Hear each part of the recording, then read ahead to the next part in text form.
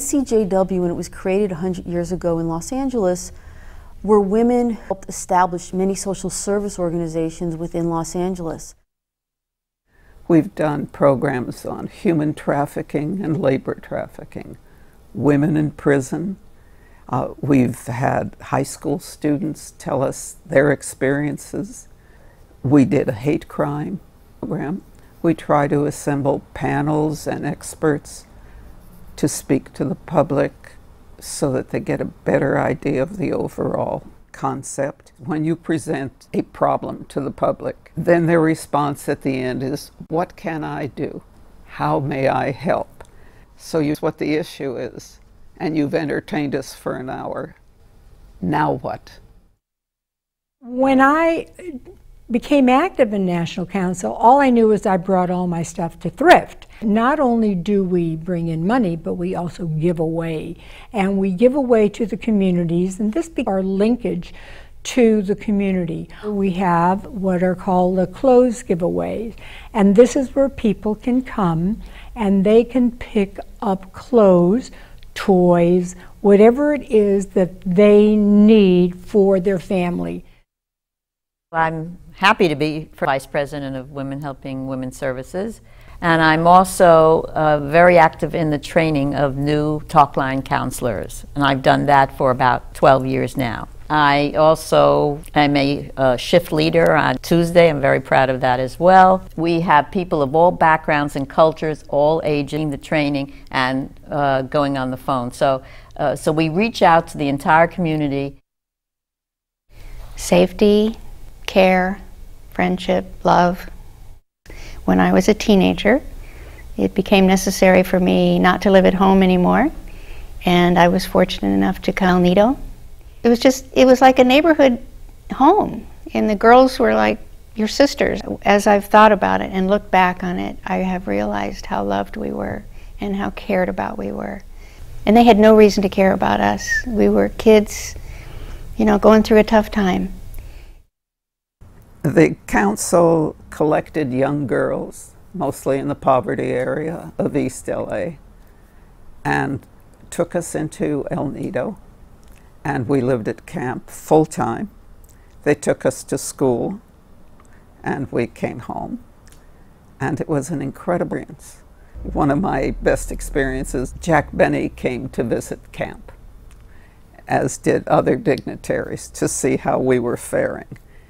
And he was just wonderful, and gave me I gave him a hard-boiled egg and asked him, could I please have his autograph? And so he signed it to a good egg, Ruth. And I was very excited. I even went to bed with it and put it in the pocket of my bathrobe. And of course, by morning it had cracked up. But it was a wonderful experience. I guess the programs I'm most passionate about helping children are the programs where we go into community centers like Alexandria House, like Gramercy Place, and really touch the lives of children who are sort of stuck in a very, very dark and sad place. One of the things I really like about the programs that we have in the schools, Light Up a Library, Art Pals, Art Bridges Culture, the after-school homework clubs, is that we provide ongoing relationships with the children. It's a two-way street. It's not just the children getting out of the relationship with the volunteer. The volunteer really gets something out of the relationship with the children. What I'm the proudest of is having created with Dorothy Hubel, who was then the executive director, the Women's Center at Council House and Women Helping Women.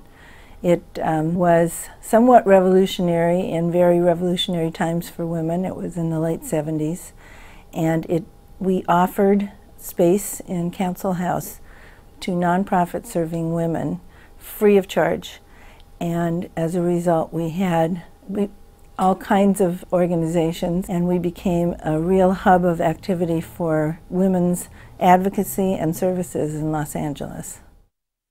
We particularly focused on how to be activists, how to advocate. We studied how bills become law. We met with our legislators. We testified in Sacramento and in D.C., went there, really saw the process all the way through and became advocates. We had a big thing about volunteer skills translating into job opportunities, and I still believe that's a very important thing. What you learn here carries weight wherever you go. I'm very passionate about women making a difference because there's something really cozy about inviting women to your home to work on a project. There's a different atmosphere than going into an office. We have what's called mitzvot and mer. There's always wine or non-alcoholic beverages if you're so inclined, and something to nibble on while we're working on the project. So it's really fun and conducive to conversation, to getting to know people better. The National Council of Jewish Women has been the best things that has happened to me in my life. NCJW has always been the forefront of providing social services where it's been needed. We are grassroots. We are people getting our hands dirty to make a difference. And I think that that is probably one of the most powerful that we can do is make that difference each and every day with each of us that are part of this wonderful organization. We've always been in the forefront. We've never been afraid to start a new program, reach out and work with other organizations and agencies in order to fulfill our mission, constantly raising our profile, which we've done a lot of in the last few years. We've been very successful in many different markets, but I want people to say, NCJW, and they know what we do, just like the Nike swoosh. It will be as recognizable as that. That would be my goal. In thinking 100 years of NCJW, I think that Los Angeles is so lucky to have this organization. And I think it's lucky because NCJW is really about empowering women. And yes, it empowers men and it empowers family, but it really is empowering women to step up and to be lead and to acknowledge women who lead. And leading is different things for different women. But that's the power of NCJW, and I think it is a remarkable achievement.